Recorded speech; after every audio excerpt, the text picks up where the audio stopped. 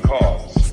Dealing with the condition itself is not enough. Dear Mr. Massa, I'm just trying to mind my own business. What's the matter? It's just another day, another black king captured. I'm about to lose my brain, stuck inside this ghetto rapture. I got a lot of smoke. If you want it, you can have it. They want a hat trick, but this is black girl magic. Ain't talking about the kind that'll make you disappear, but I'm talking about the power of the melanin within. Ain't looking for trouble, but I'ma say this one time. I put two dukes up if you try to touch mine. We still want justice for Samir and Trayvon. You say you don't see color, but racism ain't blind. They targeting little kids whose skin look just like mine. So I'm paranoid, it's a war zone outside. And I'm a black queen, so if you ask me to step out of my car, you gon' have to snatch me. Cause I ain't going no damn well. Had to spend my whole life living unfair.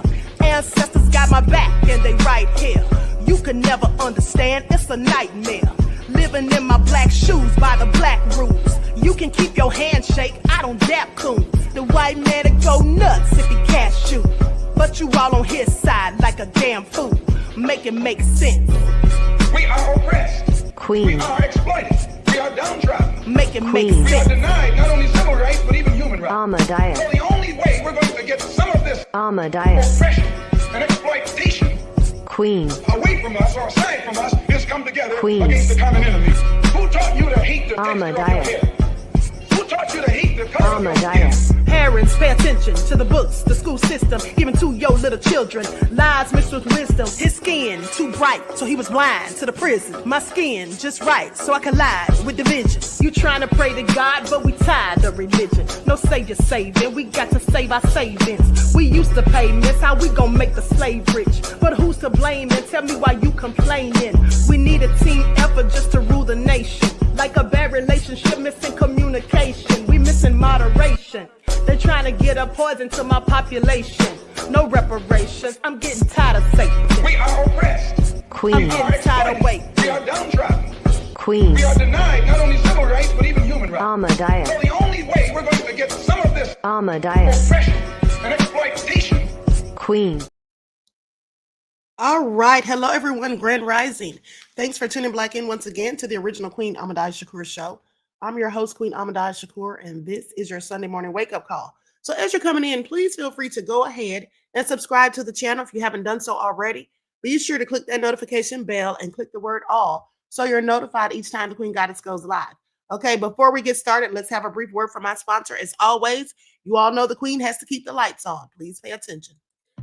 Do not buy 12 Tribes on Earth hair growth oil and hair magic elixir unless you want super healthy, gorgeous hair that grows. They have a whole line of amazing hair growth products, including hair growth leave-in conditioner spray, hair growth shampoo, hair growth spray, and hair growth butter. I'm starting to sense a theme here. They include quality natural ingredients. They smell amazing, and you can see the results for yourself. So if you're looking for healthy hair growth for your natural or relaxed hair, try 12 Tribes on Earth today.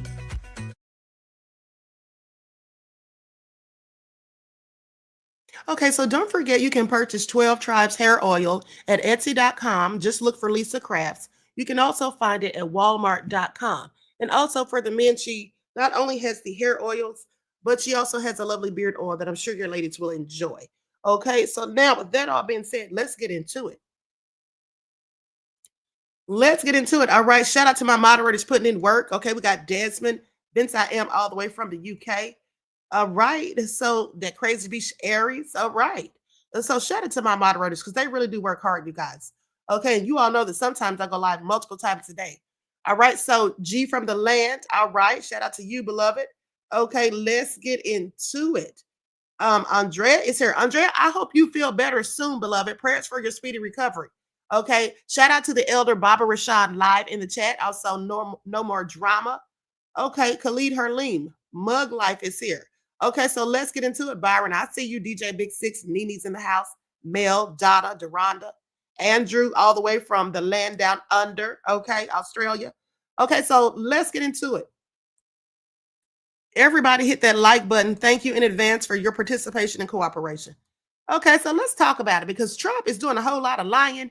Him and Pam Bondi are just doing all this lying and whatnot, trying to make us think we're crazy and everything's a hoax.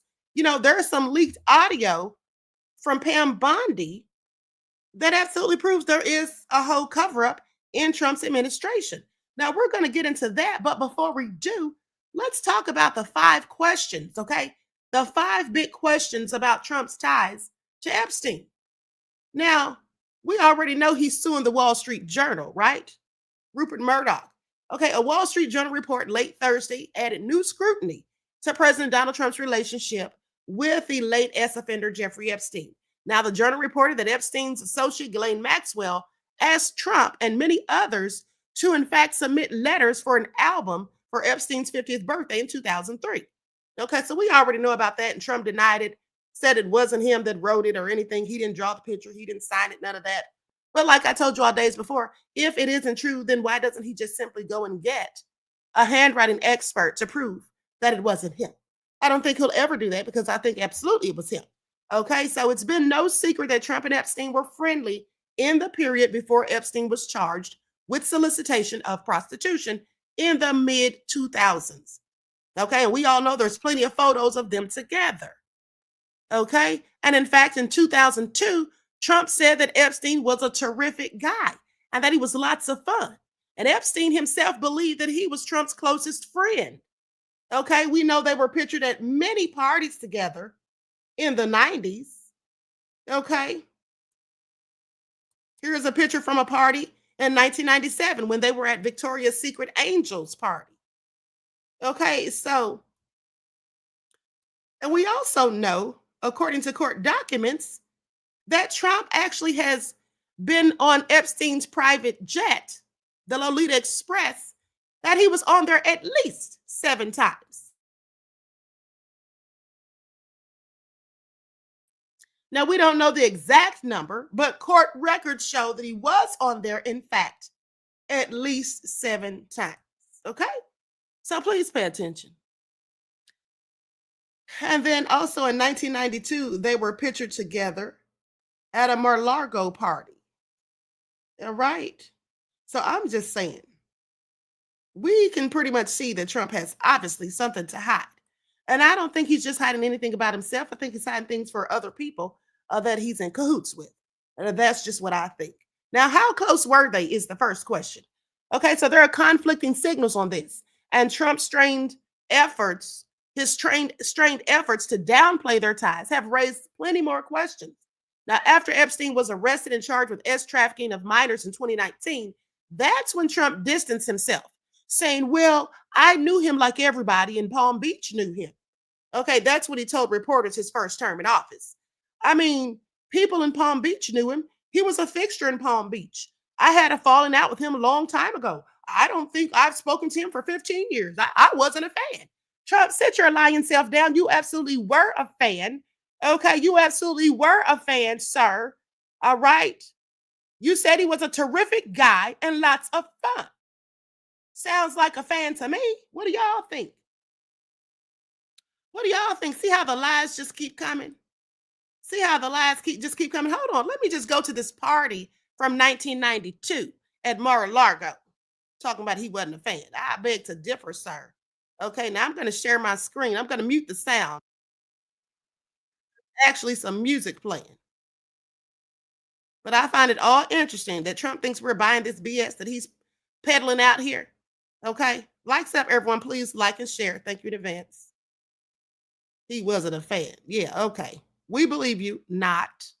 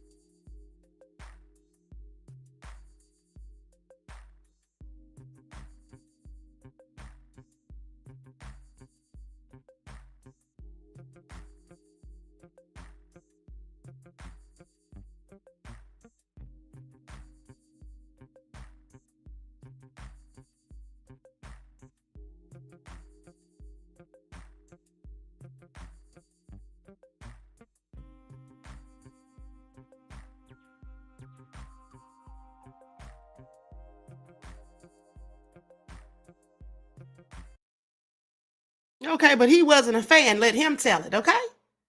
Looked like he was pretty fanned out to me. Looked like they were having a good old time. Deronda said, looks like buddies to me. Okay. Sitting there cracking jokes. And you know that's what they were doing because they were laughing so.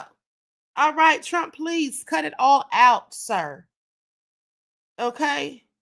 Please cut it all out. And speaking of fans, let me just go play a video of my fan. Now, for those of you who were tuned in yesterday for the video where I was also talking about Trump and the lies about Epstein and the list and all of that, you all remember those of you who were tuned in yesterday when I spoke about this. Well, I just want you all to pay attention to how 5 hours later, somebody did a video covering the same stuff, okay, and then used my exact words. My exact words. I find that interesting because, girl, you can't come up with your own vernacular. You have to repeat literally the queen's words. I find it all interesting. But her cult followers would say that I'm hating on her. Now I want you all to listen because I'm going to play the audio of me talking yesterday and then this person who repeated my exact words, okay, 5 hours later. Please pay attention. I don't have to tell you all who it is because I'm sure you already know this woman because of the fact that she was James Comey's daughter. We know how Trump is vindictive and how he gets back at his political rivals. We know that he is so petty, okay? And he also abuses power, in my opinion, just as Mauren Comey said. Federal prosecutor Mauren Comey, the daughter. I'm going to get into what Mauren Comey had to actually say, okay? Because I just want to say this, and listen to this as you hear her words. If Trump is pulling rank over something as petty as Stephen Colbert and Paramount TV, then I can only imagine what's going on behind the scenes with Trump and the DOJ. And I don't care if you're a Trump supporter or not. Y'all know he can be vindictive. Y'all know he is petty. And y'all know the way he runs things like a mob boss. You might like his. Okay, so now you all heard that. I'm sorry, using my exact words. Didn't I call him vindictive and petty? And don't I always call him that? And also, haven't I, for a myriad of times, told you all that he runs this country like a mob boss? I just want you all to pay attention, okay, to how this particular person copies literally everything that I do. And I find it all interesting. Okay? I find it all interesting. Vince I am from the UK said, is that fake Nancy Screws copying the queen as usual? You know it is, but this is interesting to me how her foolish followers will sit there and say that somebody's hating on her. Honey, why do I need to hate on anybody who shadows everything I do, including using the exact same words, okay? But anyway, I digress. Now, let's continue because Trump is sitting up here telling all these lies. And I have several questions as to why. And so anyway, goes on to say, how close are they? Now, of course, Trump distanced himself from Epstein, okay, after he was charged of trafficking, okay, minors, plural, okay, like Kendrick said, in 2019. Saying that he wasn't a fan and all of that. He then repeated twice more that he had not been a fan of Epstein's. Now, his account of not speaking to Epstein since the 2000s is backed up by reporting, they say.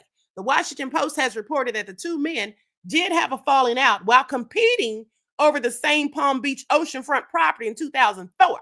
Now, I want you all to pay attention to that, okay? Because he didn't fall out with this man after he was accused of doing things with younger people. He didn't fall out with him after he was accused of trafficking in the early part of 2000, well, around 2008. Okay, but they fell out because they were competing over a Palm Beach oceanfront property. Okay, please pay attention. Now that would place the falling out before Epstein began getting in serious legal trouble. Okay, in 2006, Epstein was then charged with soliciting a prostitute, and that same year, reports surfaced that he had been under investigation for allegedly having relations with people who are not of age. Okay, but Trump's suggestion that his relationship with Epstein was more incidental, and that his claim of him being not a fan of Epstein's has been called into question, including by Trump's own commentary. You see, their relationship appeared to stretch back to the 1980s. Trump flew on Epstein's jets between Palm Beach and New York, and this is all according to flight logs. Okay, verified. receipts. They socialized at each other's properties as well. But Trump wants us to think that he's not the one who sent that birthday note to Epstein for his 50th birthday. Now, the New York Times reported that in 1992, Mar-a-Lago played host to a calendar girl competition in which about 24 women were flown in, but the only guests present were Trump and Epstein. And this is according to a Florida businessman who organized the event. His name is James Horaney. Okay, please pay attention. Now, Trump's White House didn't bother to comment to the Times for the 2019 story. You see, they had nothing to say. Most famously, Trump in 2002 told the New York Magazine that Epstein was a terrific guy. He is a lot of fun to be with. It is even said that he likes beautiful women as much as I do, and many of them are on the younger side. No doubt about it. Jeffrey enjoys his social life. These are your words, Mr. Trump. These are your words. Okay, I want you all to pay attention. All right, Nene said Trump is guilty of sin. Absolutely. Absolutely. Okay. Said he's a terrific guy. He likes to have lots of fun, or he's lots of fun to be with. And even said that he likes beautiful women as much as I do. And many of them are on the younger side. No doubt about it. Jeffrey enjoys his social life. That's what you said, Trump. Now, former Trump aide Sam Nunberg told the Washington Post in 2019 that he had pressed Trump about his ties to Epstein back in 2014 when Trump was considering a presidential run, because he felt like this could possibly, cause some sort of scandal. He says, bottom line, Donald would hang out with Epstein because he was rich. Okay, assuring that Trump had severed ties years ago, he says. Sounds like damage control.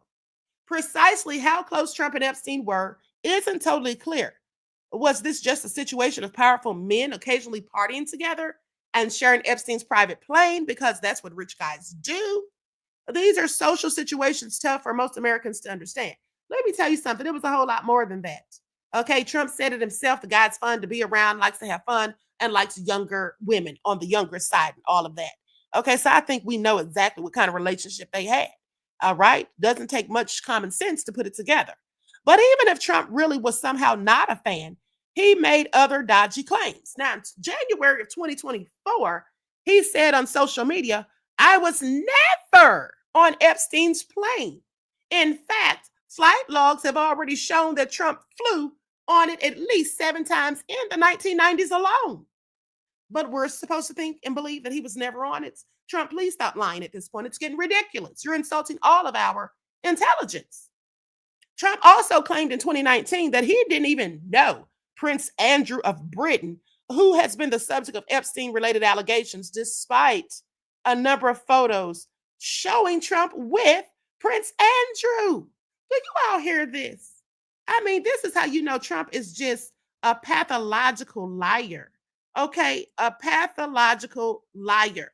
He said that he didn't even know. How does he not know who Prince Andrew is? Sir, please make it all make sense. There's literally pictures of them together. Let me just show you. Okay, I find it all so interesting. I find it all so interesting. Trump is just a liar who lies. I mean, he cannot help himself. He absolutely cannot help himself. Hold on, let me just pull up this picture. Just pull up one. All I need is one, because he said he doesn't even know the man at all. That's what he said. Okay, he doesn't know who Prince Andrew is, but there you are. You and your wife with a picture of him from years ago, no less. Do y'all see how this is crazy? Do y'all see how this is crazy? Pictures of him. Trump often lies and misleads his public with statements. And he certainly has reason to downplay his ties to Epstein, doesn't he?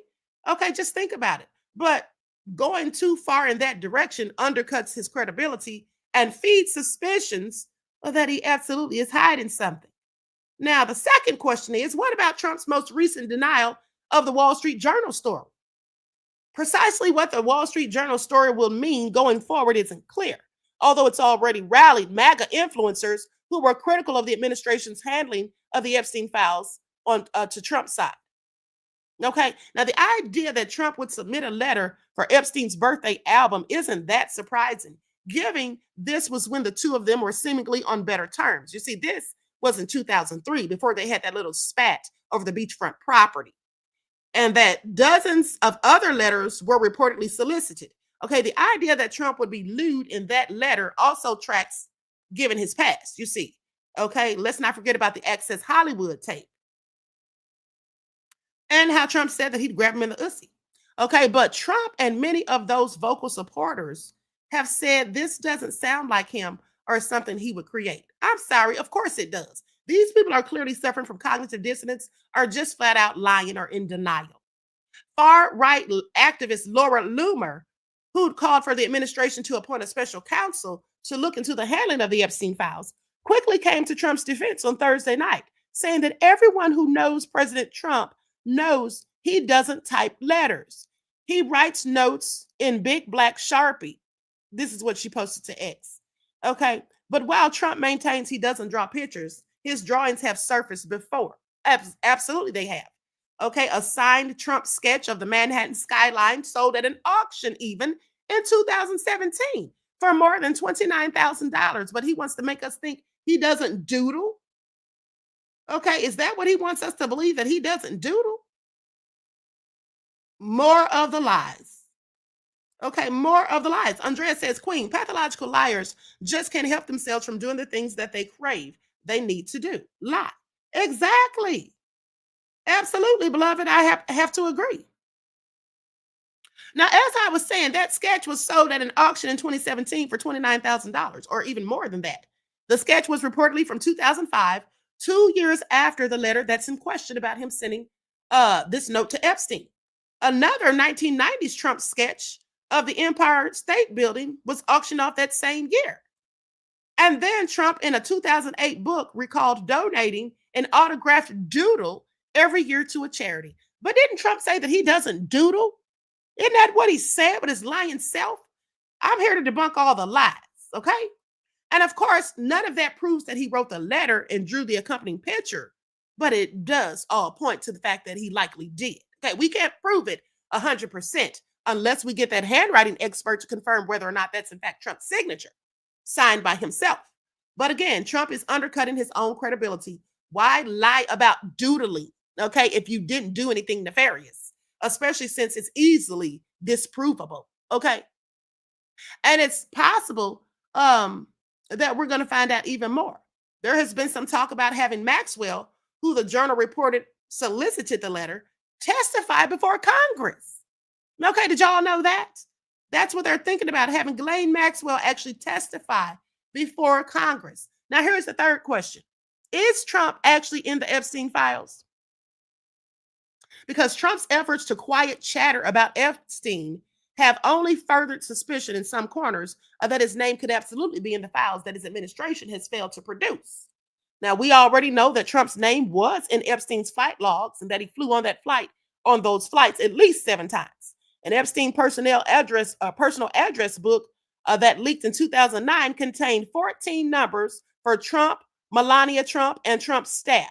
Okay? Now, this is all according to media reports. A 2005 search of Epstein's Palm Beach mansion produced 2 written messages about phone calls from Trump. All right? Now, that was in 2005. Didn't they fall out in 2004? But let me continue. So, it's not conceivable that he's in the files his supporters have been clamoring for. Merely being named, of course, wouldn't mean Trump had done anything wrong. See, there they go again. See, that's what they love to say. All of these people who are named, oh, that doesn't mean they did anything wrong. Well, who did do something wrong? Because somebody clearly did. Somebody was paying to have relations or do things with these people that were being trafficked by him, Epstein, that is, and Ghislaine Maxwell. But it could create political headaches, they say, as the fallout from the Journal story shows, and as demonstrated by Trump's very public reluctance to release more documents. Now, former top Trump advisor Elon Musk alleged last month, while lashing out at Trump, that the president was indeed in the Epstein files, adding that this is the real reason they have not been made public. Well, thanks so much for that, Elon. Okay. Because I think we've already figured that part out. All right. He's not telling us anything we don't know. And I want you all to pay attention because also yesterday, when it came out that Trump was they had ordered Pam Bondi to release the grand jury transcripts for Jeffrey Epstein, that's a nothing burger. Okay. Because all those transcripts would likely show are information and details about Ghislaine Maxwell and Epstein, not his clients, not the people that were coming there and giving him money to do things with the people he was trafficking. Okay, so that's really not going to add any more information than what's already been put out, which is very little. Okay. So he provided no evidence for his claims and then later deleted the post. They're talking about Elon when he posted saying that Trump was absolutely in the files. Now, Trump was asked Tuesday if Attorney General Pam Bondi had told him his name was in the files, and he didn't directly answer. He said she's given us a very quick briefing in terms of the credibility of the different things that they've seen. Trump, a simple yes or no. The fourth question is, what did Trump know of Epstein's proclivities? You see, Trump's 2002 comments about Epstein's taste for women on the younger side has also loomed over him, furthering theories that he might have known something about what Epstein had been up to. Well, of course he knew. Anyone hanging out with Epstein on a regular basis during the time he was doing all these things, I absolutely believe they knew, and especially if you flew on flights with him to Epstein Island or anywhere else for that matter. Now, that remains speculative and unproven, but Trump also said nothing about underage girls. He cited young women. But questions about who knew what and when with Epstein's conduct have long lingered. Trump's Mar-a-Lago property was a backdrop to some of Epstein's misdeeds, in fact. And Epstein and Trump's social connections often revolved around women. Now, according to Newberg's 2019 account in the Washington Post, Trump said that he banned Epstein from Mar-a-Lago because of misconduct. Newberg said that Trump said he did so because Epstein had recruited a young woman who worked there to give him massages. This was years before the Epstein investigation became public knowledge, according to the Post, saying that he's a real creep. I banned him. That's what Newberg reports that Trump said. Okay, and this was in 2019 when Newberg reported this. Multiple reports, including a 2020 book by reporters of the Miami Herald and Wall Street Journal, have linked Epstein's ban from Mar-a-Lago to alleged overtures to the teenage daughter of a Mar-a-Lago member. Now, that's what I remember hearing. Okay, that's what I remember hearing is that Epstein had said something inappropriate to one of the staffers or members' daughters. Okay, and Trump didn't want a lawsuit, if you ask me. That would be why he banned him. Probably didn't want to get sued. So anyway, late Epstein victim Virginia Giuffre said she was recruited into the S trafficking ring while she was working at Mar-a-Lago in 2000. Okay. Now, Horaney also told the Times in 2019 that he raised concerns to Trump about Epstein's conduct ahead of the 1992 Calendar Girl event. Now, I showed you all the video of that yesterday, thanks to the Midas Touch. Okay, he said, look, Donald, I know Jeff very well, really well. I can't have him going after younger girls. This is what Horaney said. He said, look, I'm putting my name on this. I wouldn't put my name on it and have a scandal. Now, Trump appears to have been helpful to those probing Epstein's conduct, but we know little about what he said because he was never deposed. One attorney for Epstein's alleged victims has said Trump in 2009 was a very willing interview subject. That's the video that I showed you all about. That's the video that I showed you all over a year ago, where he did say that Trump claims he was willing to help and all of that. But did he actually help? I have questions. Now, the attorney, Brad Edwards, said that Trump gave no indication whatsoever that he was involved in anything untoward whatsoever. Well, if he wasn't, why is he covering all this stuff up? Either Trump's hiding it to cover his own tracks, or to cover the tracks of people that he knows, wealthy, powerful people in probably politics as well as other areas of celebrity status that he's trying to protect. That's just what I think. Somebody's probably paid him off or whatever. Okay, but there's definitely a good reason, I'm sure. Now, the fifth question is, what's with Trump's weird 2020 comments about Maxwell? Now, while Trump in 2019 quickly distanced himself from Epstein, his commentary the following year after Maxwell was charged was different and even somewhat bizarre. He said, "But I wish her well, whatever it is." This is what he told reporters in late July of 2020. Despite significant criticism of that, wishing an accused and later convicted child trafficker wishing her well. People just thought that was crazy. Trump, a couple of weeks later, doubled and tripled down when pressed by then Axios reporter Jonathan Swan on how odd that even sounded. He said, "Yeah, I wish her well. I'd wish you well. I'd wish a lot of people well. Good luck. Let them prove somebody was guilty." That too is strange. What does he mean, let them prove somebody was guilty? Okay, y'all hear that? Somebody like who, Trump? Some of the people that were on the client list that no longer exist? Trump then added, when pressed again, saying, "I do wish her well. I'm not looking for anything bad for her. I'm not looking bad for anybody." But even for a president who often says weird things, that ranks at the very top, doesn't it? What do you all think? That sounds crazy as hell. Why would you wish well on somebody who's been convicted of doing such nefarious things? Okay, I would have to wish them the worst, wouldn't you? Make it all make sense. And so anyway, I just find it all interesting, like I said. Now, let's get into this audio of Pam Bondi. Likes up, everyone, please like and share.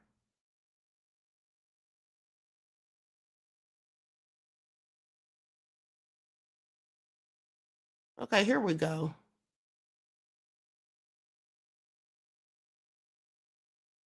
Leaked FBI audio sparks new storm for Trump.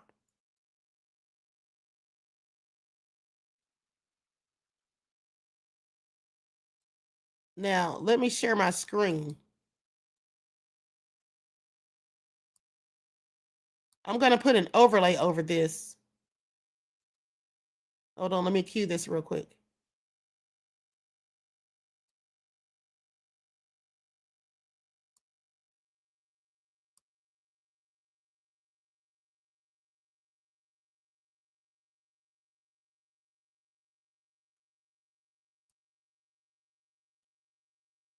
It's great to be back here. I don't have the bulletproof vest on. I'm just wearing the cross today, so hopefully that protects me. Because we tend to make a lot of enemies telling the truth, don't we? You can tell a man's virtues by his enemies and his vices by his friends. Thank you, Charlie Kirk, for having me. I got a lot to get through in 20 minutes. Thank you, everyone. This is incredible. One of the largest crowds I've ever seen. It's my 10th year at Turning Point. But maybe they say it privately. Let me take you back to the month of April. This is April 28th in a restaurant in Washington, D.C. This is the Attorney General of the United States talking to someone. They recorded it, sent it to us, talking about tens of thousands of videos. Do you know when the Epstein files are going to get released? We hope soon. The FBI's been. Okay. So, any dates? No, you know what it is? There are tons and thousands of videos. Yeah. And it's all with little kids. So they have to go through every one. Now, we sent the Attorney General an email requesting comment. This is on May the 1st, a couple days after the 28th. We quoted what she had said, tens of thousands of videos of little kids, not something that's been reported publicly. After we sent the email, suddenly we saw this at the White House. James Comer said yesterday that all the Epstein files are missing. We still haven't heard from you. No, the FBI, they're reviewing, there are tens of thousands of videos of Epstein with children or. Okay, you all heard that? She said there's tens of thousands of videos of Epstein with children. She also said there was child porn. with AP. Okay, now I didn't want to play that part. I'm gonna try to skip past it. I want you all to pay attention. 9 days prior. Yeah, and it's all with little kids. There are tens of thousands of videos of Epstein with children or Okay, you all heard that loud and clear. Okay, you all heard that loud and clear. She said tens of thousands of videos with Epstein and underage people. Do you all hear this? But they want us to think there's no client list. Of course there's a client list. This is absolutely crazy. Now that this audio has been leaked, Trump and Bondi are scrambling. Okay? They're scrambling and running for cover. They don't know how they're going to kill this story. Okay, I want you all to pay attention. This is absolutely egregious. Me and my team was, and this is not an easy story for us to publish, is why share that with someone at a restaurant, but not share it with the American people first? We also saw this on Joe Rogan. No, we're giving you everything we have. And is there video from the island? Not of what you want. But is there footage? If there was footage of anyone doing anything else, we would have opened a case. There are tens and thousands of videos. Yeah, and it's all with little kids. Something doesn't seem to be adding up. Now, the Department of Justice issued this statement, which you probably all saw this week. There's no client list. There's no evidence of any blackmail. And there's no evidence that could predicate an investigation against anybody else. There's no story. There's no evidence. Now, listen, as a reporter, as a journalist, I can always tell you, there's always a story. It's just a question of to what degree. But to see the government tell us there's no story, it just doesn't seem to add up. And I'm a little biased on this issue because I myself, my team, as you know, have been raided by the FBI. Granted, it was the previous administration that did this. You're looking at a search warrant. The FBI taking battering rams to our doors a couple years ago. I'm sorry, so what is this regarding? This is a search warrant. Open up. Imagine being able to build anything just by thinking about it. Meet Base 44. Let me see your hands. Let me see your hands. They go after teachers. They go after mothers. They go after journalists in the United States of America under the flimsiest of pretenses, often a pretext, often a false pretense, and they lie about it. They ruffle through our notes. They go through, and by the way, the previous Attorney General expressly forbid this. Even the liberal news media was against it at the time that it happened. But this administration did get around to releasing the affidavit, the probable cause. The case is now closed. In my case, they closed the case and they had to release what's called. Now, with that all being said, I find it interesting because what he's saying is that they raided his office, okay? And when he wanted and demanded what was their probable cause for doing so, well, they sent him the paperwork, but basically everything was redacted. Okay, I'm going to mute the audio and just let you all see how everything's redacted. Like literally, the entire document is redacted.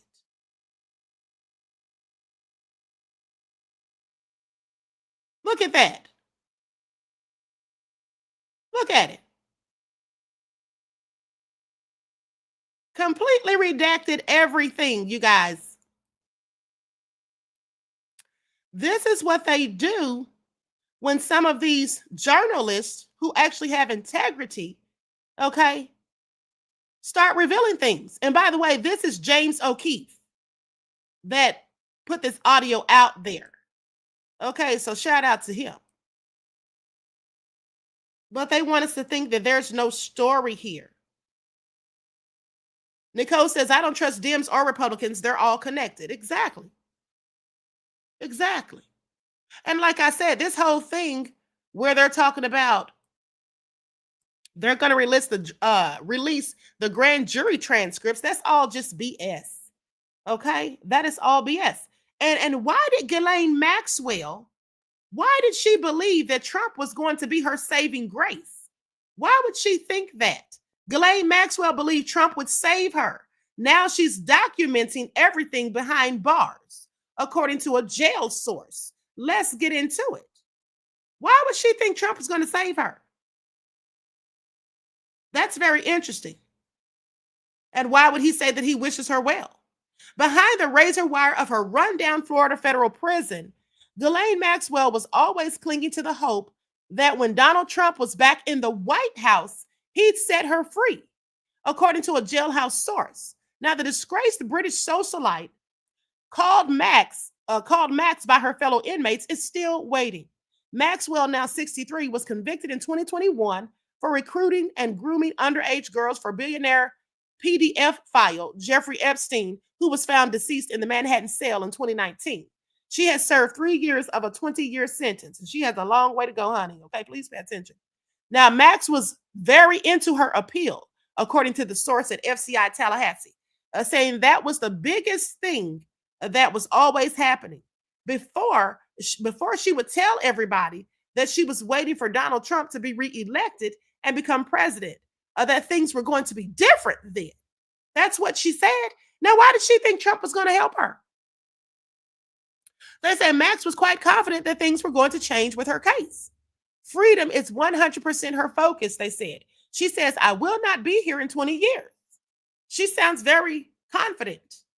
Now, since Trump's election victory, the convicted S-traffickers legal team has petitioned the U.S. Supreme Court to overturn her conviction. But Trump's Justice Department this week defended prosecuting Maxwell, saying she was wrong to claim she was protected by the baffling sweetheart plea deal that Epstein struck with the Florida feds in 2007. Now, Ian Maxwell, Ghislaine's brother, believes the feds' opposition is a positive development, saying that it signals that we are in trouble and that Ghislaine's case is legitimate. This is what he told the Daily Mail.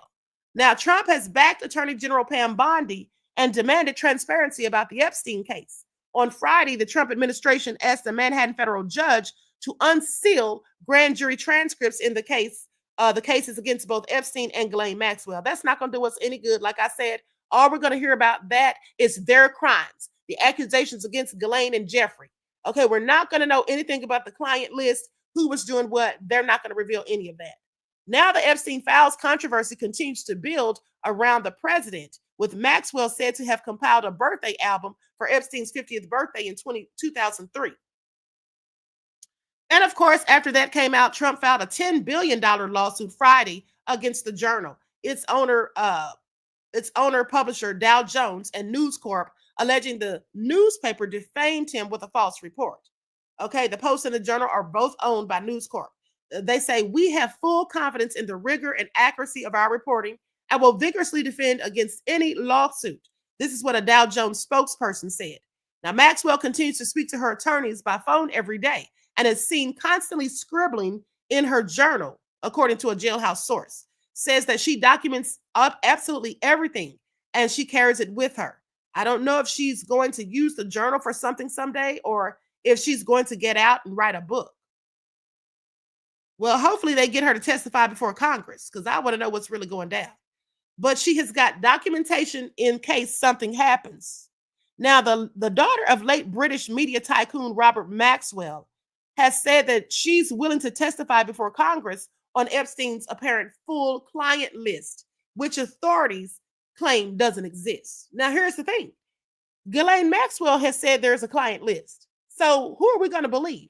The person who is committing the crimes right there alongside Epstein, or somebody who has a reason to try to cover it up, like Trump? Okay. She said that she'll testify about the full client list.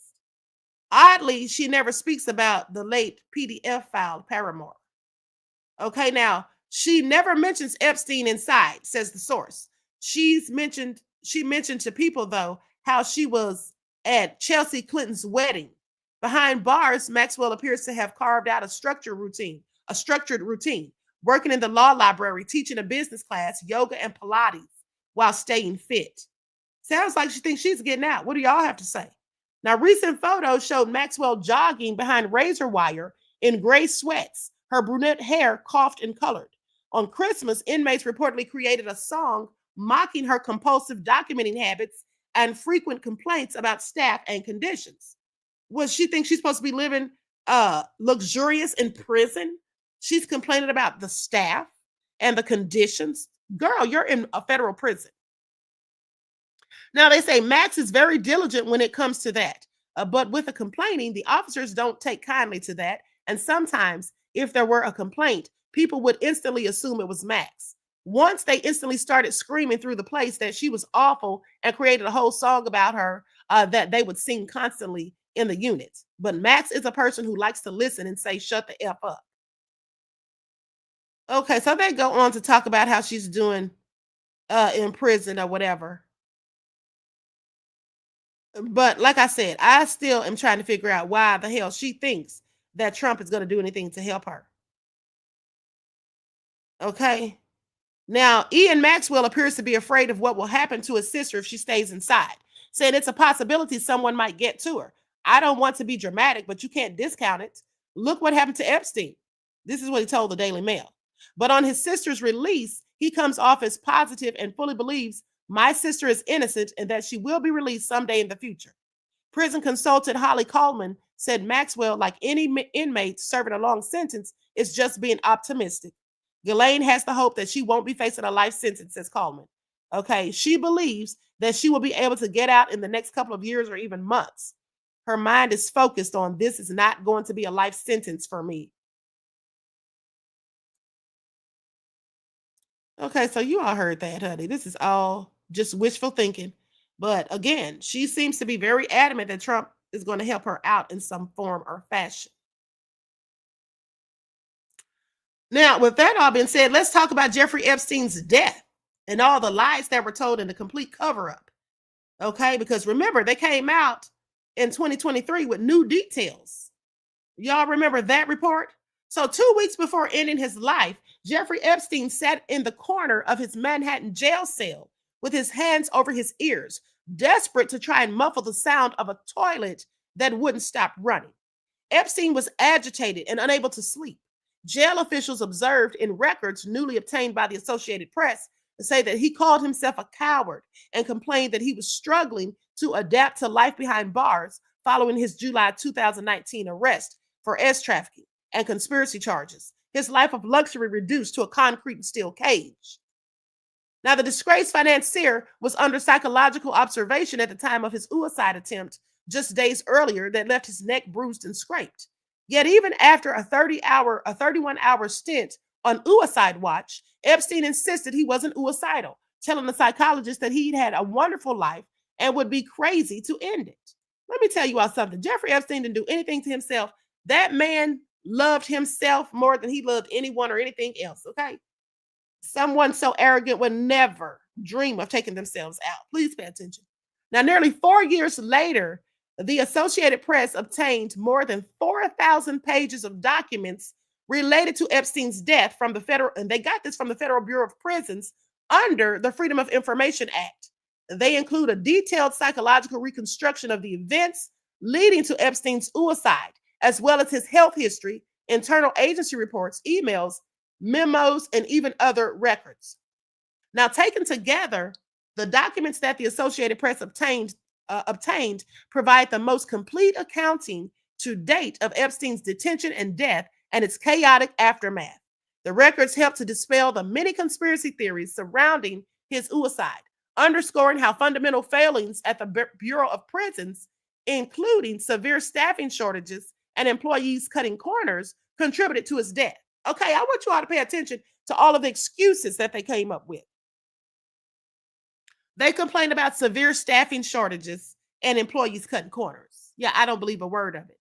They shed new light on the federal prison agency's muddled response after Epstein was found unresponsive in his cell at the now shuttered Metropolitan Correctional Center in New York City. Now, in one email, a prosecutor involved in Epstein's criminal case complained about a lack of information from the Bureau of Prisons in the critical hours after his death, writing that it was frankly unbelievable that the agency was issuing public press releases before telling us basic information so that we can relay it to his attorneys who can relay it to his family. In another email, a high-ranking Bureau of Prisons official made a spurious suggestion to the agency's director that news reporters must have been paying jail employees for information about Epstein's death because they were reporting details of the agency's failings, impugning the ethics of journalists and agency's own workers. Do y'all hear this? And then I'm going to share my screen to show you all the paperwork where they say he was on suicide watch. They had a whole log where they were keeping track, supposedly. Let's go to that. Likes up, everyone. Please like and share. Okay, you all see this document here. The suicide watch chronological log. Staff suicide watch observers only. Name of inmate Epstein, J. Epstein. July 23rd, 2019 through July 24th, 2019. Okay, you see this, the initial log book for his suicide watch. They have the date and time, 1:40 a.m. Okay, documents your observations every 15 minutes. And here is where they supposedly documented it. But the thing is this, they were lying. Okay, that's what they were doing. They were lying. Please pay attention. So the documents provide a fresh window into Epstein's behavior during his 36 days in jail, including his previously unreported attempt to connect by mail with another high-profile PDF file by the name of Larry Nassar, the U.S. gymnastics team doctor convicted of sexually abusing scores of athletes. You all remember that? I reported on him too. Now, Epstein's letter to Nassar was found returned to sender in the jail's mailroom weeks after Epstein's death. They say it appeared that he mailed it out and it was returned back to him. The investigator who found the letter told a prison official by email. He said, "I'm not sure if I should open it or should hand it over to someone." The letter itself was not included among the documents turned over to the Associated Press. Now, the night before Epstein's death, he excused himself from a meeting with his lawyers to make a telephone call to his family. And according to a memo from a unit manager, Epstein told a jail employee that he was calling his mother, who'd been dead for 15 years at that point. So they're trying to say he was talking crazy. Epstein's death put increased scrutiny on the Bureau of Prisons and led the agency to close the Metropolitan Correctional Center in 2021. Now, it spurred an Associated Press investigation that has uncovered deep, previously unreported problems within the agency. The Justice Department's largest, with more than 30,000 employees, 158,000 inmates, and an $8 billion annual budget. Now, an internal memo updated but sent after Epstein's death attributed problems to the jail to seriously reduced staffing levels, improper or lack of training, and follow-up and oversight. The memo also detailed steps of the Bureau of Prisons that they'd taken to remedy lapses, of Epstein's suicide exposed, including requiring supervisors to review surveillance video to ensure officers made the required cell checks. Now, Epstein's lawyer, Martin Weinberg, said people detained at the facility endured medieval conditions of confinement that no American defendant should have been subjected to, saying that it's sad, it's tragic that it took this kind of event to finally cause the Bureau of Prisons to close this regrettable institution. That's what Weinberg said in a phone interview.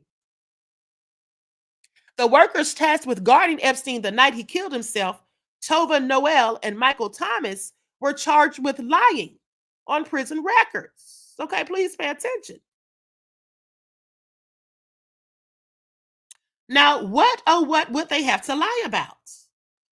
Okay, so they were charged with lying on prison records to make it seem as though they had made their required checks before Epstein was found lifeless. How convenient. Epstein's cellmate did not return after a court hearing the day before, and prison officials failed to pair another prisoner with him, leaving him all alone. Don't you all find that interesting? A whole bunch of coincidences, right? Okay, so the guards lied on the prison records about how often they were checking on Jeffrey Epstein before his body was found lifeless. The cellmate who shared the cell with him was not returned back to the cell from the day before after his court hearing. And then coincidentally, they forgot or failed to pair another prisoner with him.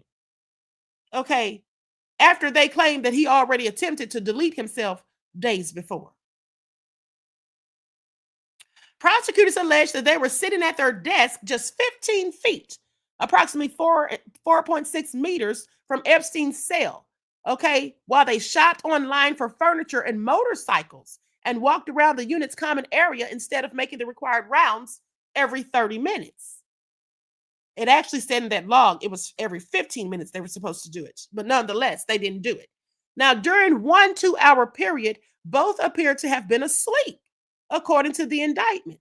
Noel and Thomas admitted to falsifying the log entries, but avoided prison time under a deal with federal prosecutors. Copies of some of those logs were included among the documents released Thursday with the guards' signatures redacted. Let me tell you something. Do you all really think these guards fell asleep? Do you think these guards fell asleep? These guards could have been paid to go in there and strangle that man to death for all we know, because somebody went in there and did something to him. Okay, somebody went in there and ended his life, and I don't think he did it himself. And where is the missing footage? Oh, that's right. Trump and Bondi say that it was a glitch as to why there's missing moments from the surveillance footage. Okay? Alejandro, thank you for your contribution to the channel, beloved. Peace, love, and blessings. Now, another investigation by the Justice Department's Inspector General is still ongoing at the time of this publication. Epstein arrived at the Metropolitan Correctional Center on July the 6th of 2019. He spent 22 hours in the jail's general population before officials moved him to a special housing unit due to the significant increase in media coverage and awareness of his notoriety among the inmate population, according to the psychological reconstruction of his death. Epstein later said that he was upset about having to wear an orange jumpsuit provided to inmates in the special housing unit and complained about being treated like he was a bad guy despite being well behaved behind bars. He requested a brown uniform for his near daily visits with his attorneys. I mean, the nerve of this man. Do you all hear how arrogant this man was? This man had the nerve to be complaining about having to wear an orange jumpsuit while he's in jail, which is what everybody else was wearing. He had the nerve to say he was being treated like a bad guy, even though he was well behaved behind bars. Sir, before you were behind bars, how were you behaved then? I'm sorry, like a whole PDF file. So why would anybody treat you as anything else other than that? Okay, this amount of arrogance further makes me feel that this man would never have taken himself out, nor even tried to or even thought about it. Now, during an initial health screening, the 66-year-old said that he had 10 plus female S partners within the previous 5 years. Medical records showed that he was suffering from sleep apnea, constipation, hypertension, lower back pain, and prediabetes, and had been previously treated for chlamydia. Nasty freak. But let me continue. Epstein did make some attempts to adapt to his jailhouse surroundings, according to records. He signed up for a kosher meal and told prison officials through his attorney that he wanted permission to exercise outside. Now, 2 days before he was found dead, Epstein bought $73.85 worth of items from the prison commissary, including an AM/FM radio and headphones. He had $566 left in his account when he died. Y'all think this man took himself out after he sat up there and bought these items the day before? Who's buying a radio to listen to anything if you're going to take yourself out? This is all crazy. Okay, more lies is all I'm telling you. Epstein's outlook worsened when a judge denied him bail on July the 18th of 2019, raising the prospect that he'd remain locked up until trial and possibly longer. If convicted, he faced up to 45 years in prison. 4 days later, Epstein was found on the floor of his cell with a strip of bed sheet around his neck. Yeah, we believe it. Okay, we believe it. So this is why they're saying he took himself out because he didn't get bail. Yeah, I'm not falling for it. Thank you, Dan, for your super sticker donation, beloved. I appreciate you. Peace, love, and blessings. These people are just liars who lie. Now, here's the thing. Now, they say when this happened, he survived. This was obviously what they're alleging was his first attempt. His injuries didn't require going to the hospital. He was placed on suicide watch and later psychiatric observation. Jail officers noted in logs that they observed him sitting at the edge of the bed, lost in thought, and sitting with his head against the wall. I don't think Jeffrey Epstein ever tried to take himself out. Okay? That's what I don't think. Somebody might have been trying to take him out, and then somebody was coming and they had to dip up out of there, if anything. But I definitely don't think that he did it. Epstein expressed frustration with the noise of the jail and his lack of sleep. Now, why would somebody who wants to take themselves out be making all these complaints? I want you all to really marinate on this. So he's complaining about the uniform he has to wear in jail. He's complaining that there's too much noise and he's been treated like a bad guy despite him being a model inmate. He's complaining about a lack of sleep. Okay, but he wants to take himself out. His first few weeks at the Metropolitan Correctional Center, Epstein didn't have his sleep apnea breathing apparatus. Then the toilet in his cell started acting up. He was still left in the same cell with a broken toilet. This is what the jail's chief psychologist wrote in an email the next day, saying, please move him to a cell next door where when he returns from legal, as the toilet still does not work. The day before Epstein ended his life, a federal judge unsealed about 2,000 pages of documents in an sexual abuse lawsuit against him. That development, prison officials observed, further eroded Epstein's previous elevated status. Oh, so that made him want to take himself out. You know what's crazy about this whole thing? If Epstein was going to take himself out, I would have thought, just my opinion, that he would have done so when the charges were coming. Okay, when the charges were coming. If he was going to take himself out, don't you think he'd have done it before they took him to jail? When he knew the charges were looming over his head, that would seem like that would have been the opportune time for anybody to do something like that if they were in fact going to do it. Okay, this is all just a load of BS as far as I'm concerned. Now, that combined with a lack of significant interpersonal connections and the idea of potentially spending his life in prison were likely factors contributing to Mr. Epstein's suicide, according to officials. They can miss us with it. I don't believe a word of it, and neither should any of you. Okay, this is just all a load of BS. All right, this is all a load of BS. So you have guards who lied about his death, lied about keeping watch, okay, falsifying jail records and all of that. Anyway, let's go to what little Miss Jasmine Crockett had to say about Trump, because she went in on him, okay, about the Epstein hoax. I'm going to share my screen. Likes up, everyone, please like and share. Thank you in advance. Here we go.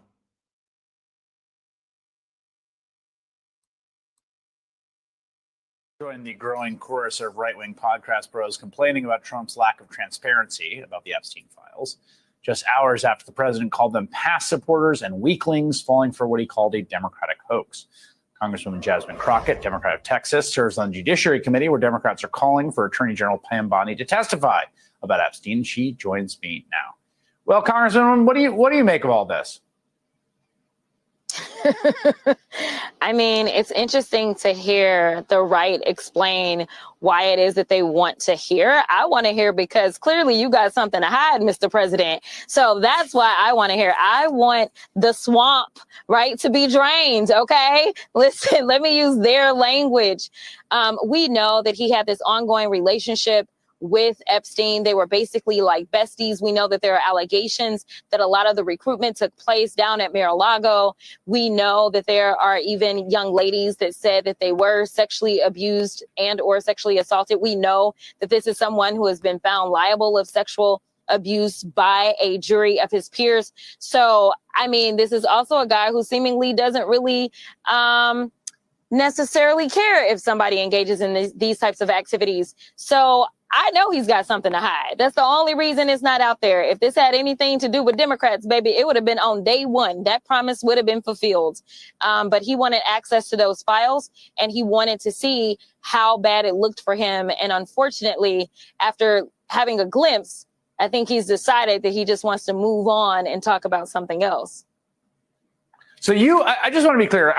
By the way, I have no idea. Everything you recited there is true, including the allegation you said there's a woman of age, I should note, who talked about being introduced to Trump by Jeffrey Epstein and then being groped by Trump against, non-consensually. That was reported out, talked to the press and the Guardian. So I want to be clear about that. She was of age. She was, I think, 23 at the time. She was a model. So all those things that you listed there are facts, their association. Him being found liable of what was the term they used? Sexual assault, I guess, in that civil jury. Allegations against him, of course. All of that's established. Well, what you're saying is you think there actually is something. I mean, I have no idea. You think there's something in the file that incriminates him. I do. Listen, this guy isn't above board.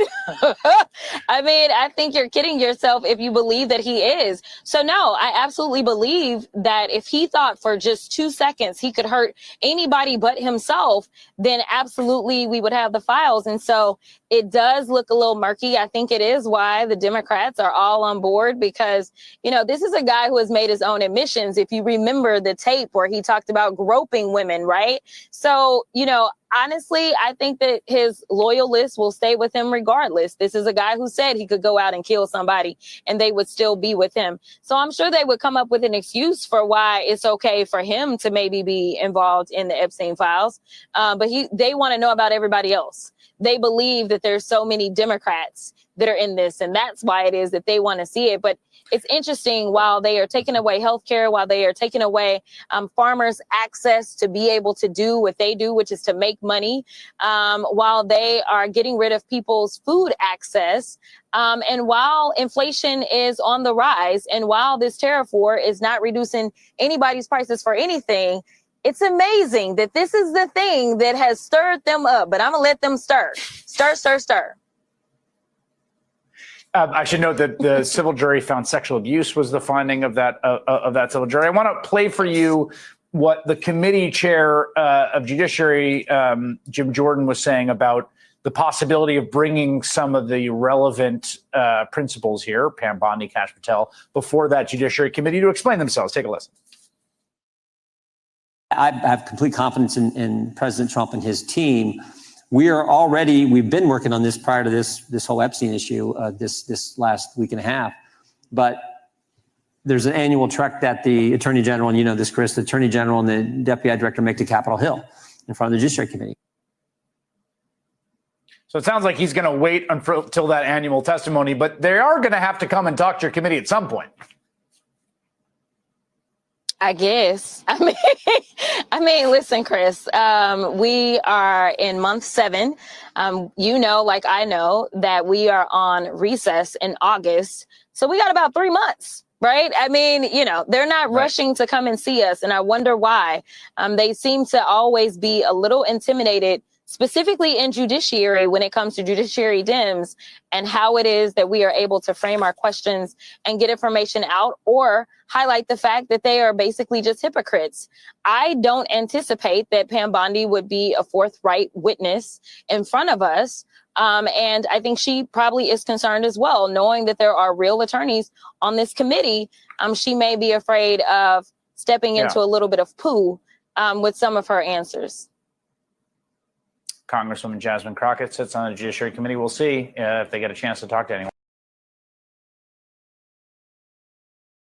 Okay, so now with that all being said, let's go to what Jeffrey Epstein's ex-girlfriend said, because she has finally broken her silence. Okay, so let's get into it. And this was reported by CNN on yesterday. I'm going to share my screen. Likes up, everyone. Please don't forget to like and share. Thank you in advance.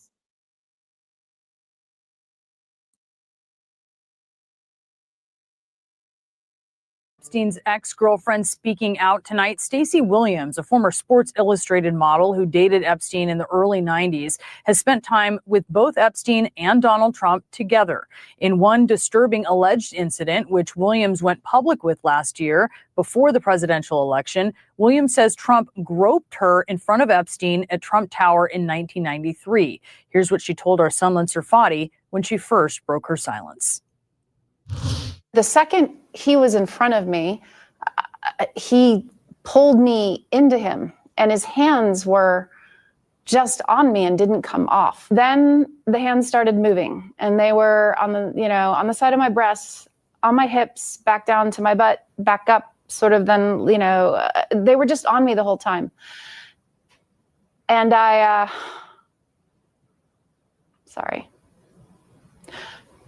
froze. Williams also claimed that Epstein and Trump looked at each other and smiled during the alleged incident, which Williams says she now believes was coordinated and, quote, some kind of weird, twisted game.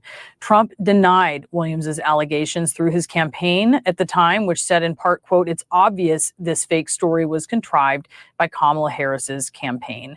And Stacey Williams is out front now to speak out for the first time since the uproar over Trump's handling of the Epstein case. Stacey, thank you so much for joining us tonight. As you know, Epstein is dominating the news once again, and his relationship with Trump is under scrutiny. While you were dating Epstein, can you tell us how close these two men were? They were best friends. I dated Jeffrey for a period of more or less, I think about 4 or 5 months. And the only friend that he would mention every time we saw each other or had a phone conversation was Donald. And he would share a lot of anecdotes. I have plenty of anecdotes. And yeah, they were very close, and they were up to no good. And how did Epstein talk about Trump? Sort of what was the quality of those anecdotes and how he described him? Well, there was a time when he mentioned that he had to check in on him because he was unwell and very upset about. Here's how to never have to worry about money after a car accident. Listen, if you have been in a car. Jeffrey Epstein's ex-girlfriend speaking out tonight. Stacey Williams.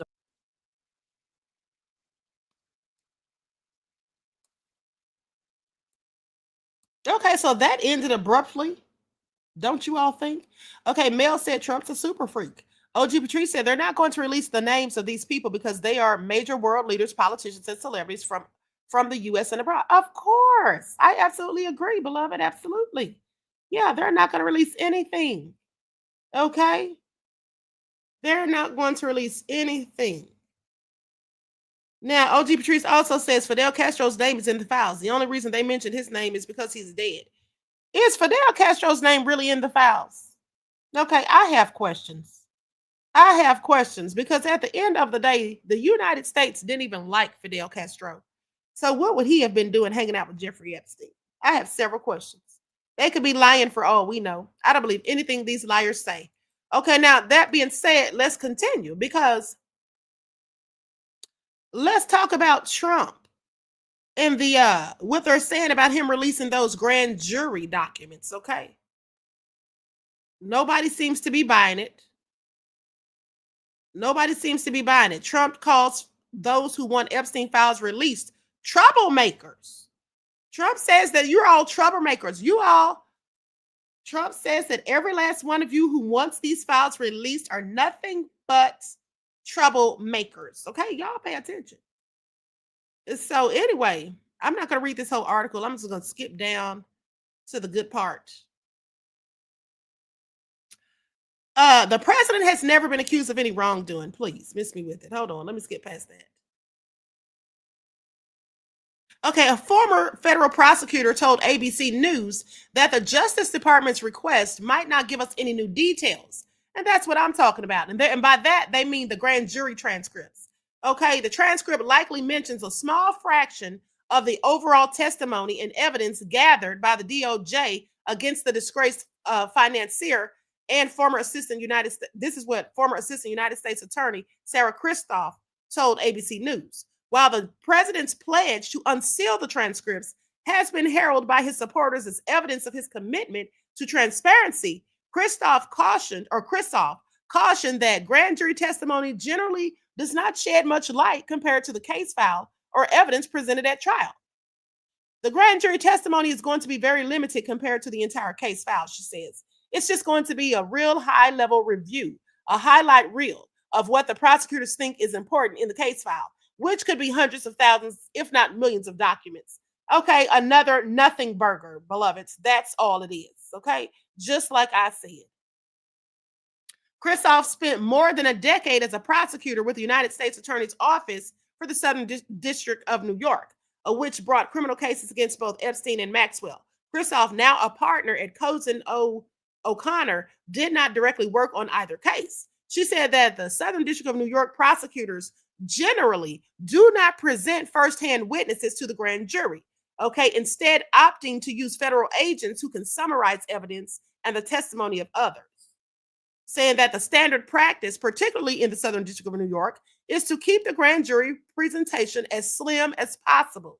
The goal of the prosecutor is essentially to put in as little evidence as they need in order to get the indictment.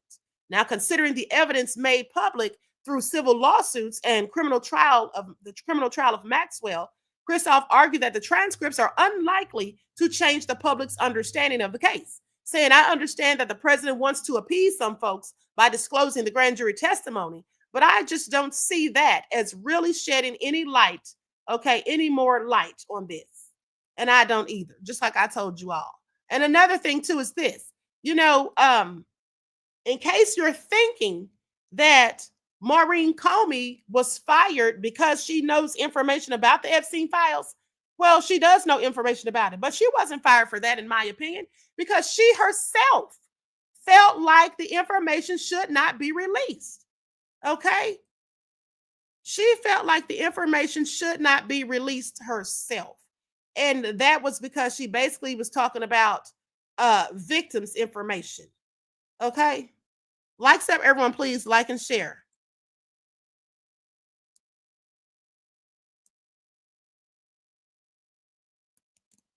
Hold on, beloveds.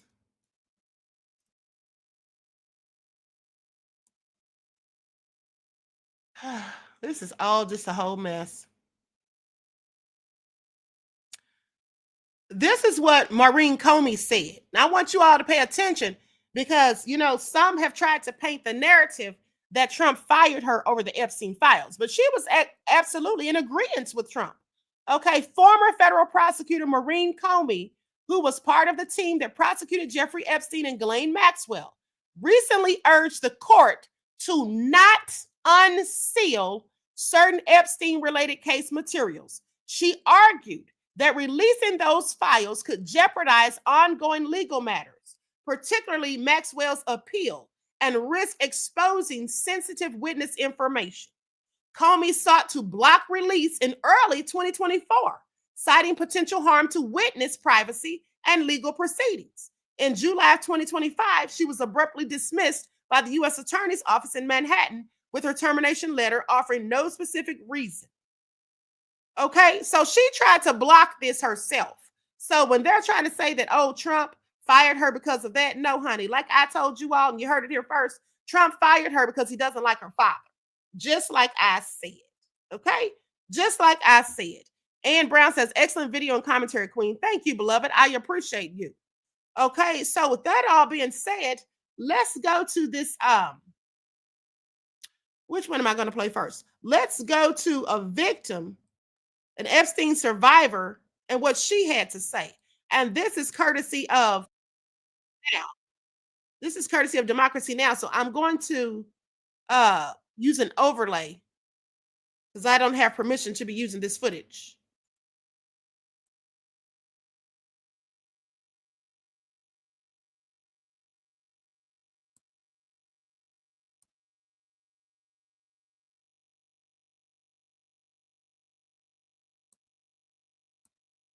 As the Survivor Services Coordinator for the National Center on Sexual Exploitation.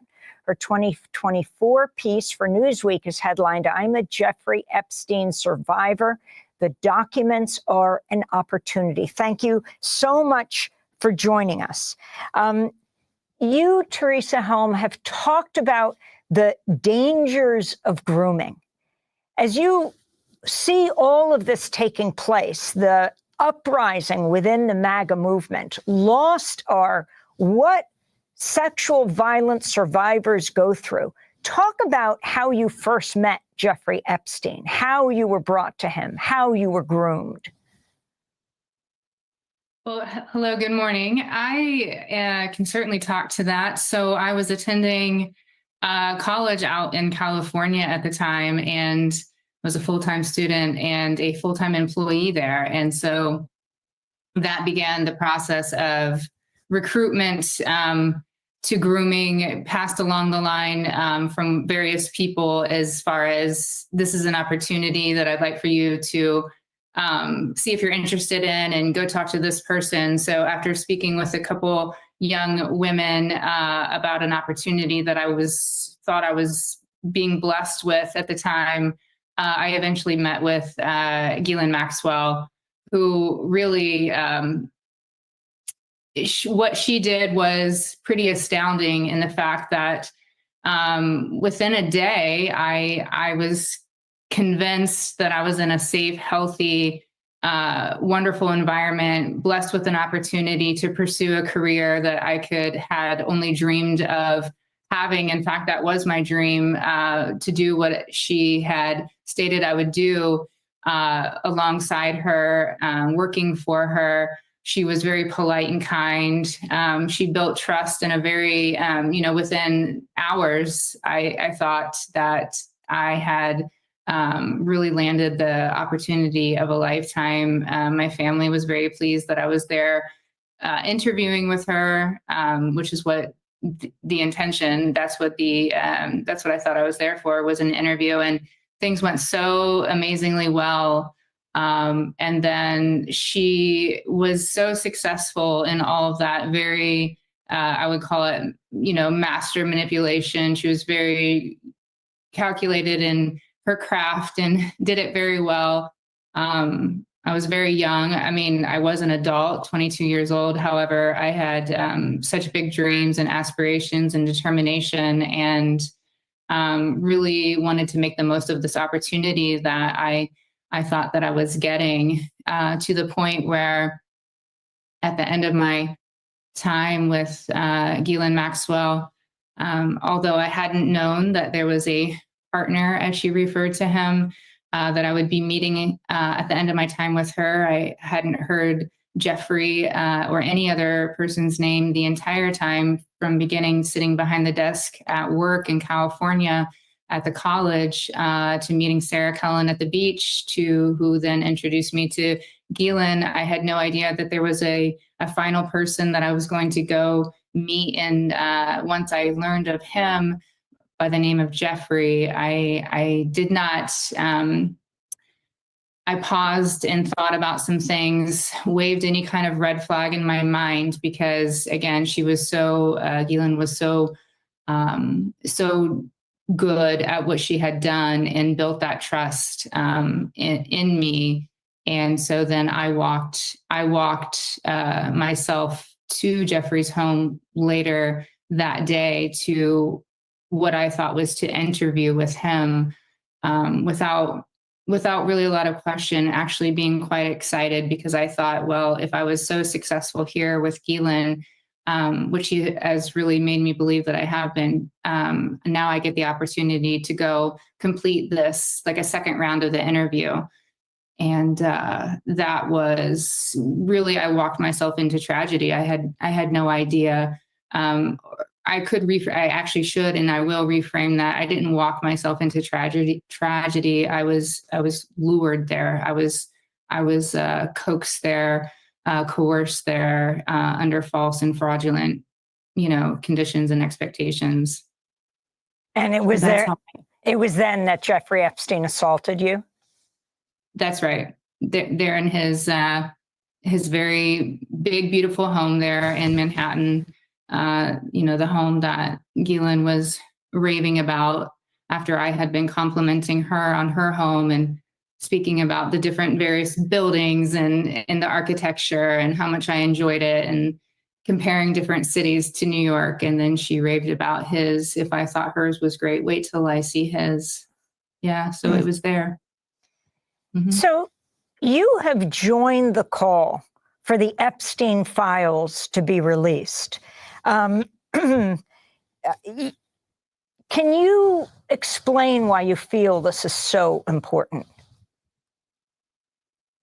Where I stand with all of this is in, utter solidarity with survivors of this entire nightmare that's just been going on, ongoing for decades with these people that have gotten away with so much for so long, whether it was a failure of the system back in the 90s, whether failure of the system again in the early 2000s. There are so many women and at the time, even, children that have been harmed by these people. I really urge everyone to focus the commitment, the attention, all this time, effort, and energy onto bringing to light what needs to bring to light for these survivors and their healing, and less about political weaponization of anything, because at the end of the day, that's what we're talking about. We're talking about people's lives, and it should not be weaponized either way in any. Okay, so I'm going to stop right there. You all heard it. At the end of the day, yeah, a whole lot of lying going on, okay? A whole lot of lying. Now, with that all being said, I'm going to show you all. I'm about to wrap this up. But hold on. Hold on. Now, records show that Jeffrey Epstein requested multiple passports for travels to Africa and even the Middle East. Okay? More than 50 pages from Epstein's passport forms were obtained by ABC News. I want you all to pay attention. Okay, why did he need all these darn passports? He was going to all these foreign lands and all of that, but nobody was a client anywhere. This man was an international trafficker, okay? But they don't want to give us any conclusive details about that darn list. Look at this.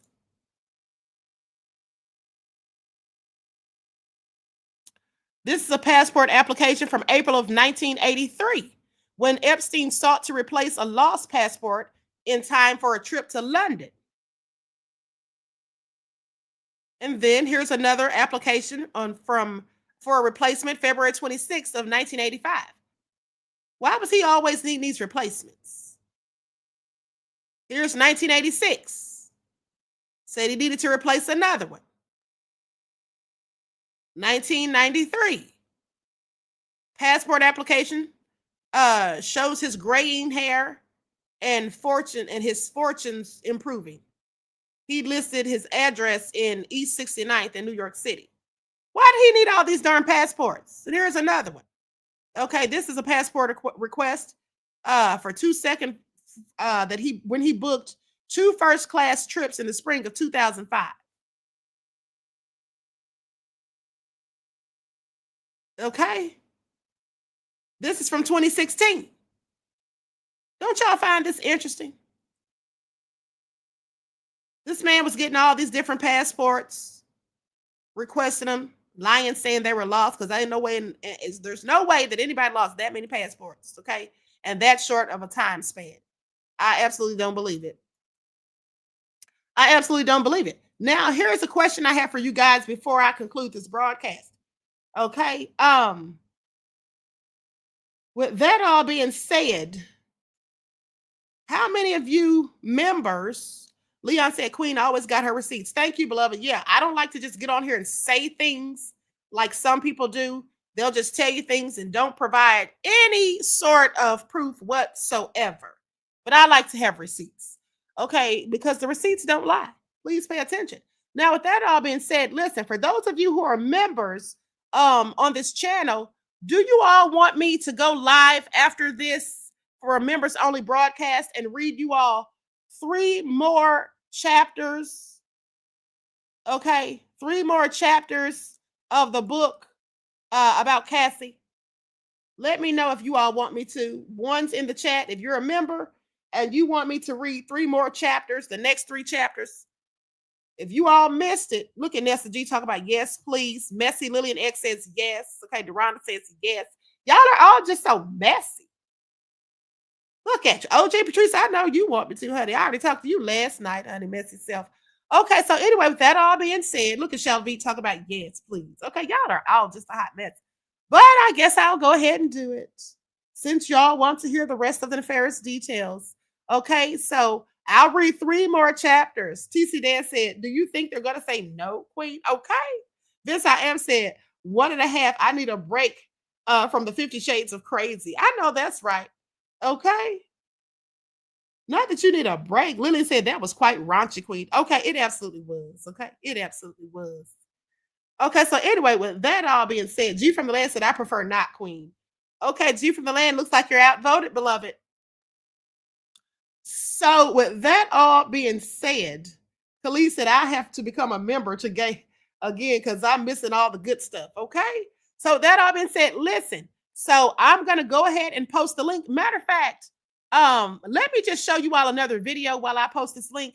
This is TMZ when they had a talk with Mr. D.L. Hughley, okay, who I am not a fan of, mind you, but nonetheless, DL was talking about Trump and Epstein. Y'all know he can't stand Trump. Hold on.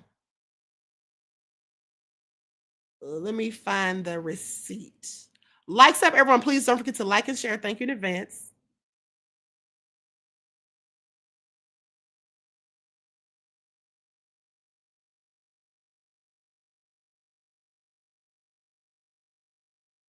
Okay, here it is. I couldn't find it. I have so many receipts in here. Okay. So I'm going to share my screen. And of course, I'm going to use an overlay. Because y'all know TMZ will hit you with a copyright strike, honey.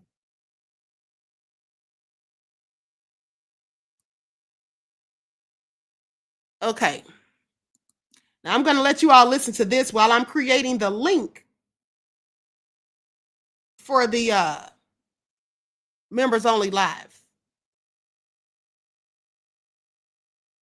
President Trump is having to staunchly defend his attorney general from the continued attacks, I think very notably, continued attacks from his own supporters, from the MAGA base, attacks on Pam Bondi for not releasing what they believe to be a list of people in Jeffrey Epstein's world, the Epstein list from the files. And you know that last week the Department of Justice said there is no list and there was no murder of him. He committed suicide in prison. I have some info. And that's it. I have some info on this. But before I tell you what I've got, Donald Trump was asked this at the White House today. Mr. President, your daughter-in-law said that there should be transparency in the Epstein case. Do you agree with her, sir? The Attorney General's handled that very well. And I think that when you look at it, you'll understand that. I would like to see that also. But I think the Attorney General, the credibility is very important. And you want credible evidence for something like that. Did she tell you at all that your name appeared in the file? No. She's given us just a very quick briefing. And in terms of the credibility of the different things that they've seen, and it's going to be up to her. Whatever she thinks is credible, she should release. Yeah. I have spoken with multiple people who have seen parts or all of the file. What I am told is there is no list. It's true. There is no list. But there are tons of names in these files. Jeffrey Epstein, and this is what I'm told from people who have had access to this, that Jeffrey Epstein was a braggadocious guy who loved, dropping names, and and two people separately said to me, it's almost like he was trying to blackmail them, that he would just, use their names and have them present. And it's not like he strikes me as the kind of guy who would say, look whose phone number I have. Exactly. And people wrote this all the time. So I'm told Fidel Castro is listed there. There are tons of people, and almost all of them didn't do anything untoward. At least this is what I'm told, that Donald Trump's name is in there several times, but there's nothing, I'm told, that's untoward with him either. You understand that his supporters feel that if you don't say, and I get it from a legal standpoint, why you don't want to just put all those names out there, but his supporters, and that's what's weird about this. It's almost like Dr. Frankenstein, and now the monster has come back on him. Like MAGA, he fed into these conspiracy theories and said that he was going to release these files and all that. Well, and he was a little thinking about it, yes, but he certainly fueled that during the campaign. So and now it has come back to bite him in the ass. Absolutely. The monster is coming back. Okay, so let's get into. So what does he do? What should the administration do here? What's the right move? What's the move that's going to quell all the cries for this thing? Joining us right now, is there such a move? Our good friend DL Hughley. DL, how you doing, man? I'm wonderful, man. You know what's so interesting? Even the stuff that we know did happen or was alleged to have happened is disturbing. His affinity and his relationship with a known pedophile is troublesome. The fact that a 14-year-old girl accused him and Epstein of doing something inappropriate with her. So even the stuff we know, the stuff that he's openly said, the stuff that's on the record, should have been disqualifying to me. So it shouldn't even, and there's no doubt that if he believed that it was something that was in there would hurt his political enemies.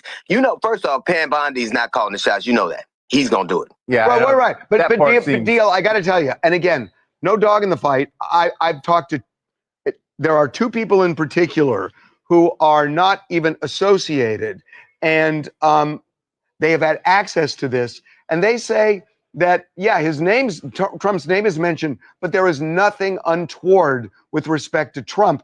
And many, many other names, people people you've heard of. And it's the same deal. So I'm trying to figure out what's the motivation here. Michael Wolff says that he's seen the pictures with Trump in them. Michael Wolff says that, right? So you have all these people on the periphery. But the truth of the matter is, does this seem like the kind of thing he wouldn't do? Even the things he said have been disturbing. His like for young girls. He said these things.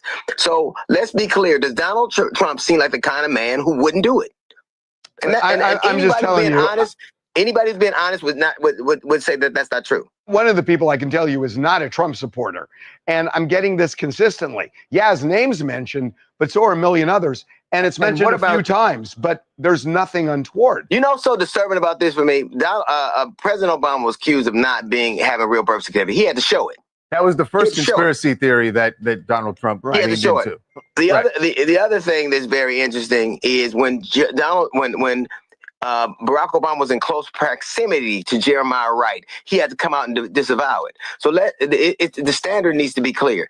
Even being in proximity to somebody who's that troublesome, to me, is worth looking into. If they release everything, and there are a bunch of names in there, right? And let's assume, just for argument's sake, 60% of the people, 70% of them didn't do anything wrong.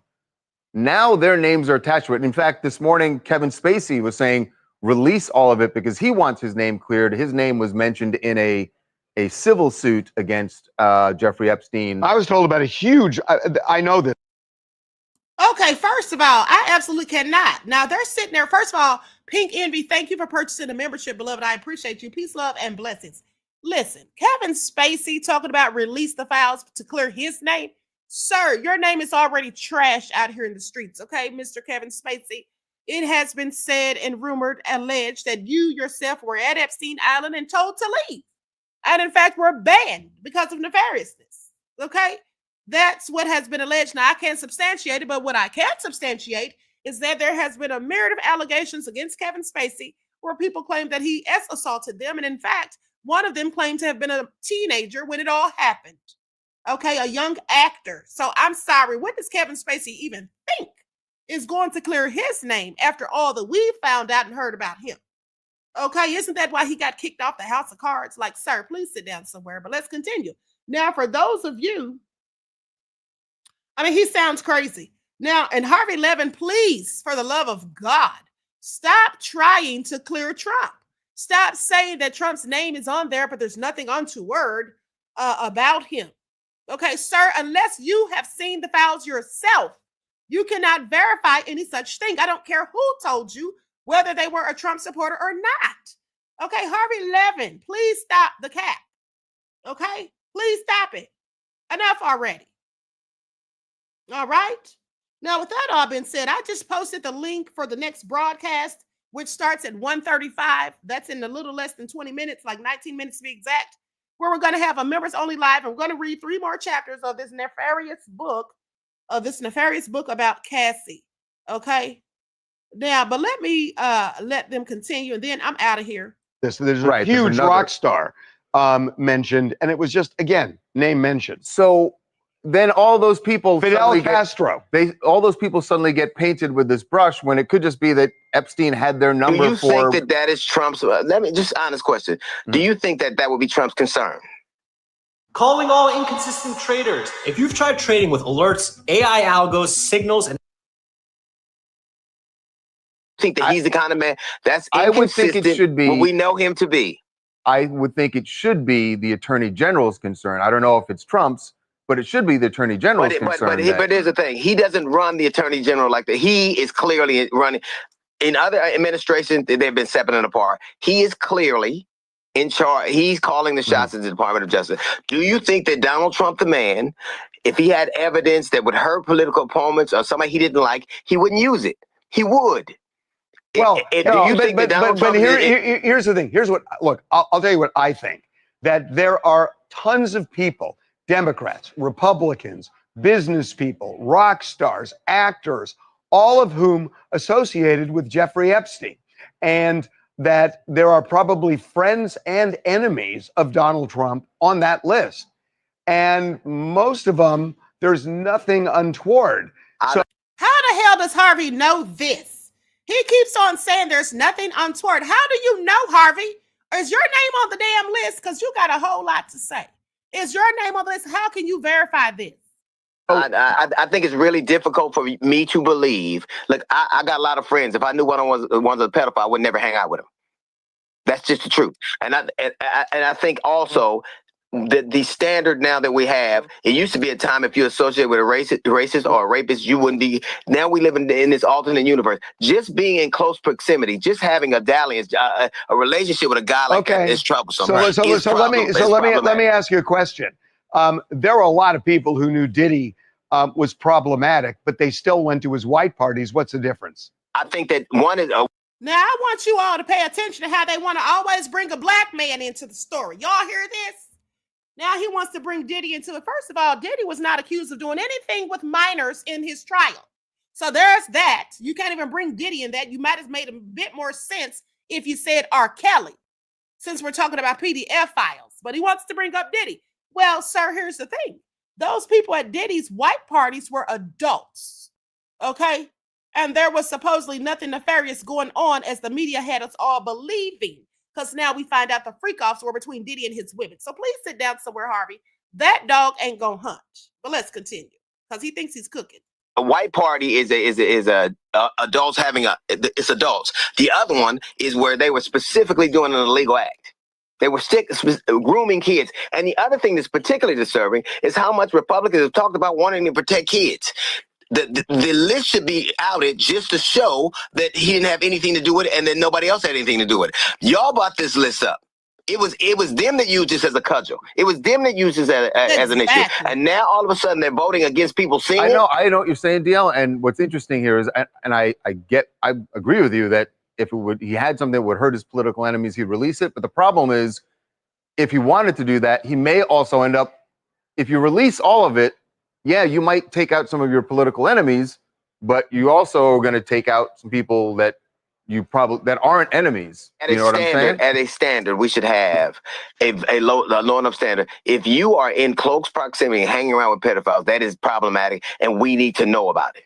Because why all of a sudden is the fire gone out for them to know? Because they think it could damage somebody that they care about or somebody they're interested in. That's it. But we should be interested in protecting our children. Yeah. DL, I know you're not talking about protecting children. Sit down somewhere with your silly self, because let us not forget that you didn't even believe your own darn child. So I'm sorry. You need to just be quiet on the issue. Okay, now I agree with some of the stuff you said, but DL, please have several seats, okay, in an empty stadium. Sir, talking about we need to protect the children. You didn't even protect your own darn child. Okay, now you sound like a darn fool. Now, Maya says Usher was a child. Yes, Usher was a child. We all were children at one point. I know what you're getting at, but that has also just been an allegation. Nobody has ever verified that. Usher himself never verified that he had anything done to him by Diddy. Okay, and that, like I said, Diddy was not on trial for any of that.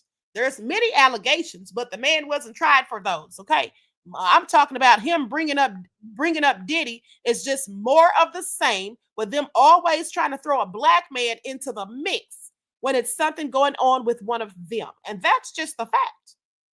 Okay, that is just a fact. Now, Nicole says Queen's chat is like one big family chilling and having discussions. Exactly. That's why I have the most nefarious chat on YouTube. Y'all know it. Okay, so anyway, with that all being said, and then JD says at the original Queen Ahmadiyyah Shakur, but your point is valid, Queen. Anytime they want to skirt away from the white deviants, they always try to drag a black into it. Yes. So absolutely what they do.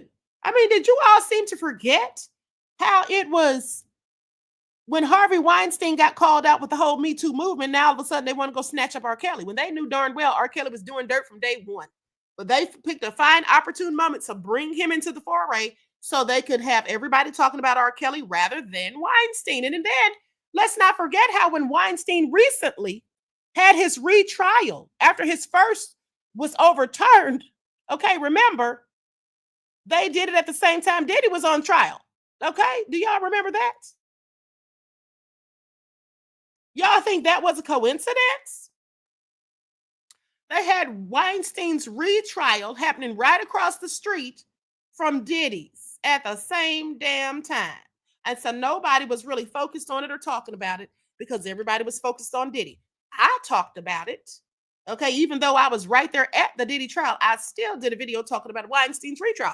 So I just want you all to pay attention because they always love to put somebody who's melanated in the foray, as I said, and have them be the face of it or the focal point. This is just what happens. Okay, this is just what happens. So Harvey, please sit down somewhere. He's sitting there trying to clarify and verify that Trump didn't have anything to do with it. Well, if Trump didn't have anything to do with it, why in the hell is he trying to cover up stuff? Why isn't he doing what he said he was going to do? Nobody came out and asked him or suggested. He said himself, okay? He said himself that he was going to produce the files. Nobody asked him for that lie. So Harvey sounds obtuse sitting there trying to cover for it, okay, or make excuses. And then I want you all to pay attention. Harvey also said that there are many names of politicians, athletes, celebrities. Okay, he starts saying there's many of these people named, but they've done nothing untoward. How do you know that? So they're just named.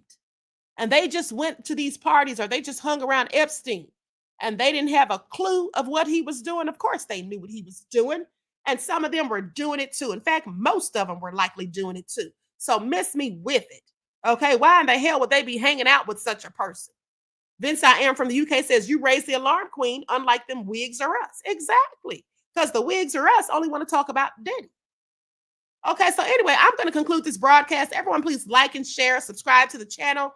If you haven't done so already, be sure to click that notification bell and click the word all so you're notified each time the Queen Goddess goes live. Listen, we're going live right after this at 1:35, and I am going to be on time, okay? So make sure you tune in for the members only broadcast. So we'll have another reading of the next 3 chapters of the book about Cassie, okay? with that all being said, Maya, you're welcome, beloved. Okay, so with that all being said, I love you all to life. Each one teach one. That's how we grow and thrive. Do something productive, constructive, but never destructive. And always remember, beloveds, to keep the Most High first in your lives. Until next time, peace.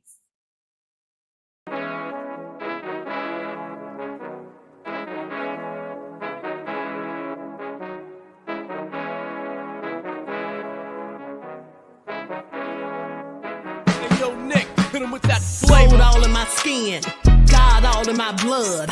Kings all in my circle, you touch one of mine and you're done. They show no love for the queen, why you hating on me?